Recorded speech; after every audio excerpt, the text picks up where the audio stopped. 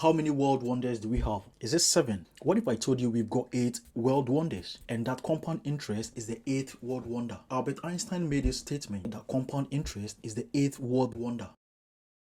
And though my extensive research on this topic and in finance in general hasn't really directed me to a specific piece of work where he made a statement, considering the magic and the miracles of compound interest, we all don't really mind attributing the statement to a genius like Albert Einstein, right? Because no one really cares when the thing actually works. And I just want to show you why I would still believe the statement even if you came back today to make it.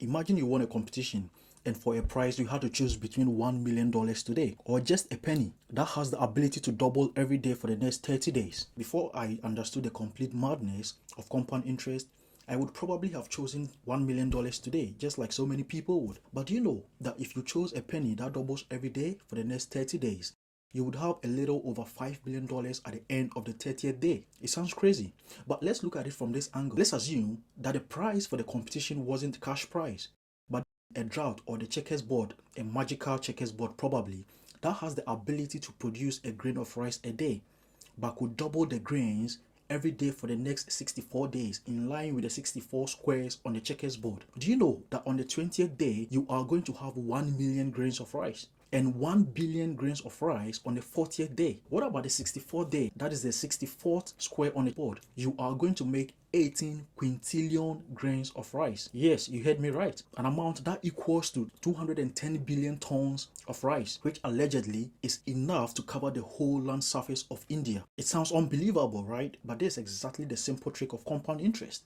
And the whole trick simply is that with compound interest, you are interested on your previously earned interest, as against simple interest, which only considers your principal throughout your period of investment.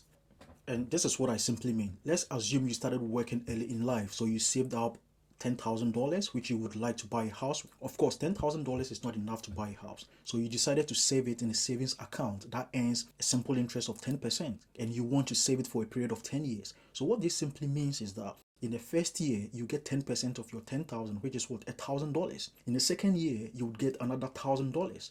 In the third year, you get $1,000 throughout the entire period of what? Of your investment. So at the end of the 10 years, you only get $10,000, which plus your principal amounts to what? $20,000. Now, let's look at the same sort of investment, but under compound interest. So now, under compound interest, your initial investment capital or principal, or your principal of $10,000 gets an interest of what? Of $1,000. But this is what happens. In the second year, unlike under simple interest, this $1,000 interest and in the first year adds up to what? Your initial principal, which is the $10,000. So it becomes what? $11,000, upon which the second year's interest is what? Is calculated. So now, your interest becomes what? $1,100, and in third year this $1,100 adds up to your previous $11,000, which becomes $12,100, upon which the third year's interest is calculated. So now you make an interest of what? Of $1,210, and this method of calculating your interest is going to repeat throughout your entire period of what? Of investment, which is the 10 years.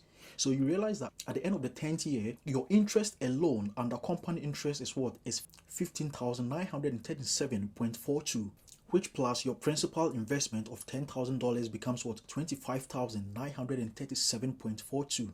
So you realize that in the same period of investment over 10 years with the same principal, you've made about $6,000 more with compound interest than you made under simple interest. And that is the magic, because now look at it. If you were to continue with the investment, you would see that in 15 years, you would make about $17,000 more than it would have been under what? Simple interest. In 20 years, if you decide to go further, you would have made $37,000 more than under simple interest, and we are still talking about the same $10,000 principal that you initially invested. And in 25 years, you make about $100,000 just in interest alone, under compound interest. And that is if you decided not to even add up to the initial principal throughout this period of investment. So now that we understand what compound interest is, we can go on to consider some of the investment opportunities out there through which we can make use of it. If you are a beginner, you can decide to start from saving accounts, and savings accounts like the high yield savings account account, certificate of deposit savings account, or the IRA savings. Some of these accounts may not particularly use compound interest, but they are special saving accounts that provide higher interest rates than the traditional savings accounts that we know out there. But if you want to talk about compound interest, then you can decide to go into some investment opportunities like mutual funds, bonds,